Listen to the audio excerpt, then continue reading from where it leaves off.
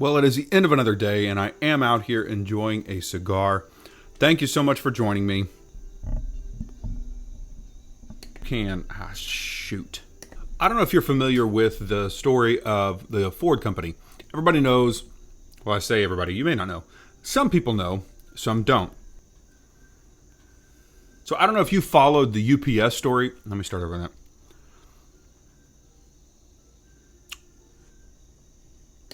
It's got to be... Why does the light switch on me like that? What is that? I was thinking about the movie Fight Club. And there's a line in there where Brad Pitt tells Ed Norton, he says, how much can you know about yourself if you've never been in a fight? I've never been in a fight. I don't want to die without any scars. All right, so let's try this again. So, as I was saying, the UPS strike, it was going to be something that was supposed to be beneficial to the drivers. And while I am in full support of... No, that's not going to work out.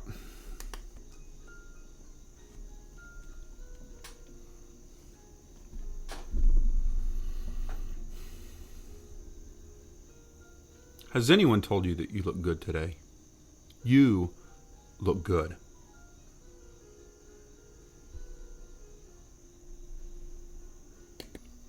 So I guess if I were to ask this, does this sound good? I think it sounds really tinny.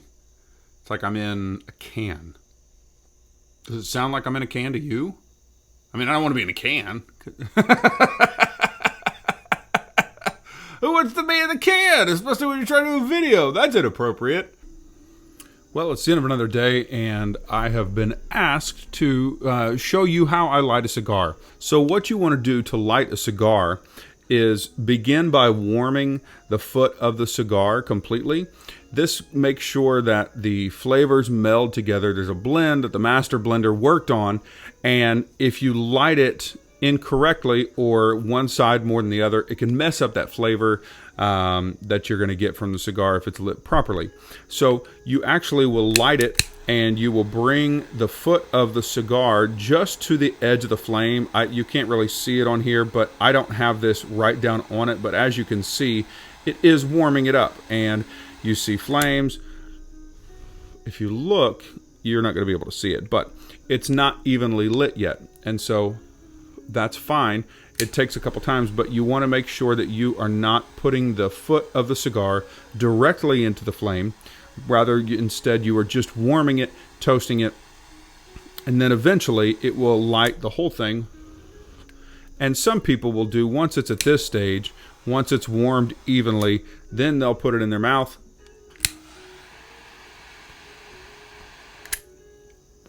And do that quick inhalation as well as pushback so that you get that nice little theatrical flare of the flame shooting out at the end of the cigar. So that's how you light a cigar.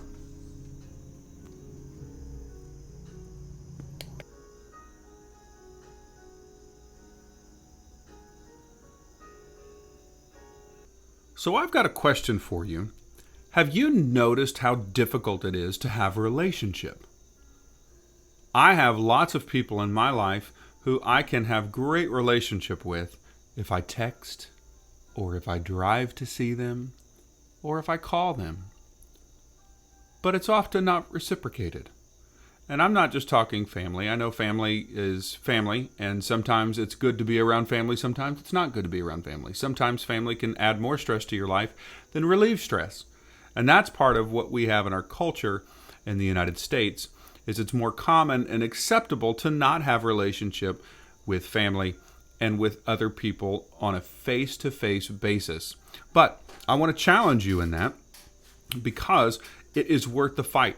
I don't know if you recognize that there are lots of things going on around the world that try and get us to fall in line with a specific system, a style, a way of doing things. And we accept it a lot of times. I don't know if you noticed my background here. It's a corporate setting. It looks very nice, doesn't it? How many of you at your job experience lots of freedom? How many of you experience a enriching environment in which you are able to express your ideas or share your feelings, your hopes, your dreams, your fears with your peers? Not usually. And why is that? Because the company wants you to make them money. And they'll pay you some money but they're making a whole lot more money. And that's the nature of business. That's essentially what has happened is we are willing to sign up for things and sign away things that really are more valuable than we understand or can recognize. Oh, good grief. I love technology, don't you? It's so wonderful. It allows me to do this and for you to join me this evening or day, night, whatever time you're watching. But man, it sure does create some challenges too. I have a solution. Why don't you just come join me in person for a cigar and we can change the world without this medium?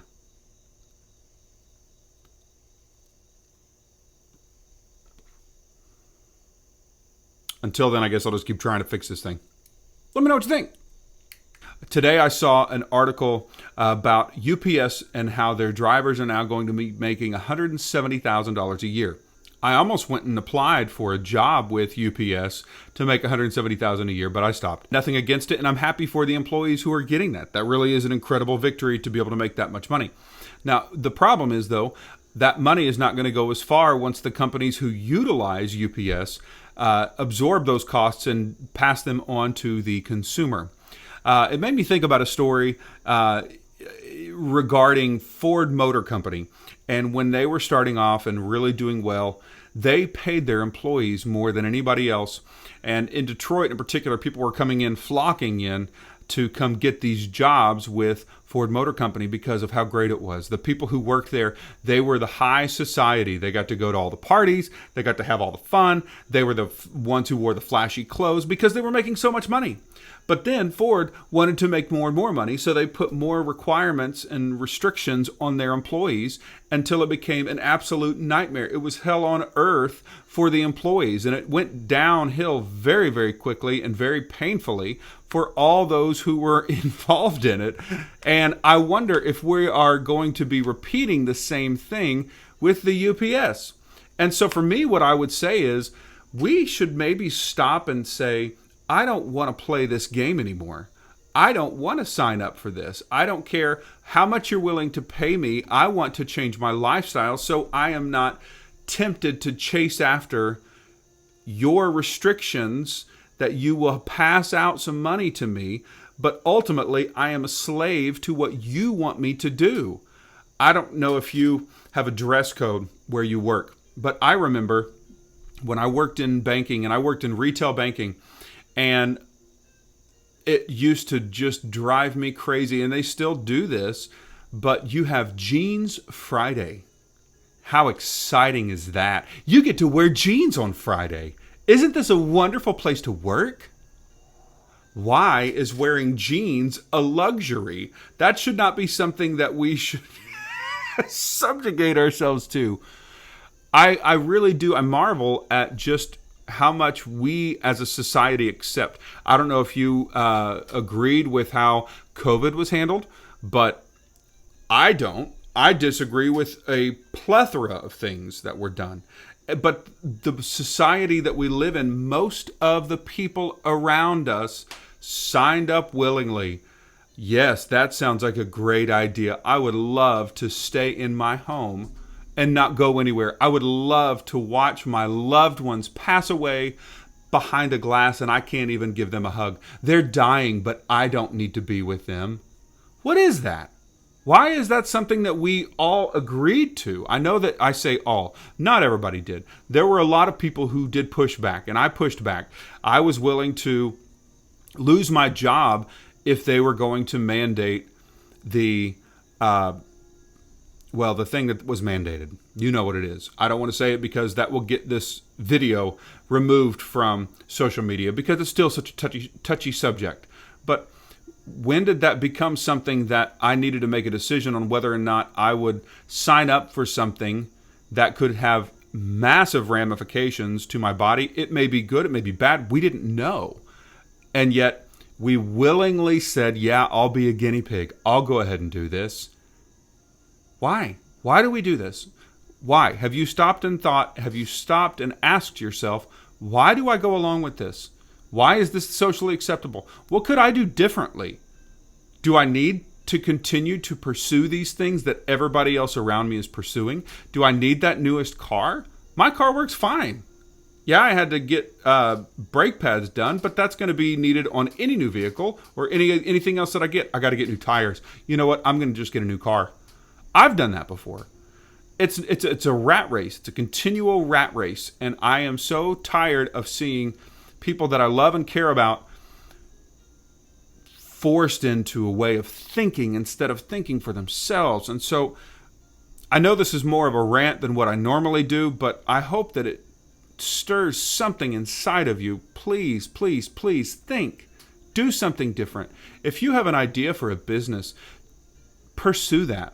Don't just sit back and think, well, I need my job more than I need this because this is a guaranteed income. You actually end up making more than you would working for somebody else. But even if you don't, you have a freedom that you didn't have when you had to work for somebody else. I know I'm all over the place. I know I am. This is my conversation. I don't have anybody else to provide me feedback or questions or things of that nature. So I hope that you got something out of this. I hope that you stopped and thought for a moment, and maybe you could jot down some of the ideas that you've been thinking about, but you haven't really put pen to paper or pencil to paper or put it on OneNote or anything else that you use to keep track of things. Or maybe you don't keep track of any things, and maybe you should. Maybe this is me finally telling you in a way that you've never heard before. Write it down. Write down what you want to do. Write down your dreams. How would you ever be able to look back and say, man, this is something that I've really wanted for a while, if you can't have some kind of reference point? And how can you even shoot for things if you don't know what you're shooting for? That's the whole thing about vision and dreams and pictures. And people put things all over their wall, places they want to go, things they hope to accomplish in life, health goals, physical, relationship, whatever those are. Put something down. Put it down, please. I am asking you right now to please put down something. And do me a favor. Put it in the comments on this video. Put in the comments whatever you wrote down. If it's just one thing. For me, I want to go to England. I've never been to England. I've always wanted to go. You know what I did this week? I went and got a passport. I haven't been able to go to England because I don't even have a passport. Well, I'm removing at least one obstacle in my way because I want to go somewhere, and I did something about it. So I challenge you, please do something about it. Well, like I said, I hope that you got something out of this. If you are not subscribed to the channel, I would greatly appreciate if you would consider subscribing. If you liked this, give me a thumbs up. If you liked it enough, share it on social media. Please put something in the comments. I love having conversations with people, and even if it's just something to talk about from the comments section, I would love to have it. And if you are in the Lebanon area and would like to join me, I would love to share a cigar with you and change the world.